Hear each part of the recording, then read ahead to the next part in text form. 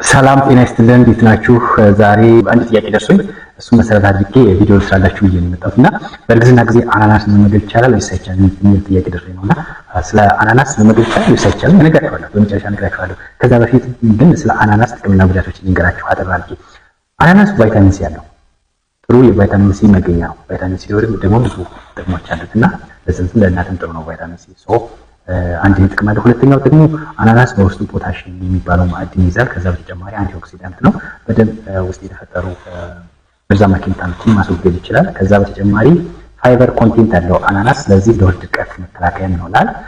አናናስ በውስጡ ብሮሚሊን የተባለ ኢንዛይም አለው። ይሄ ብሮሚሊን ለምግብ መፈጨት ያግዛል እና ጥሩ ኢፌክት አለው። ጉዳቶች አሉት። ብሮሚሊን የሚባለው ፕሮቲን ጉዳት የማህፀን መኮማተር ሊያመጣ ይችላልና ስለዚህ ያለ ጊዜ ልጅ መወለድ ሊያስከትል ይችላል፣ ወይም ደግሞ ፕሪተርም በርዝ ሊያመጣብን ይችላል፣ ወይም ደግሞ ውርጃም ሊያመጣ ይችላል። በጣም ኤክሰስ አማውንት ኦፍ አናናስ ከተመገብን ማለት ነው።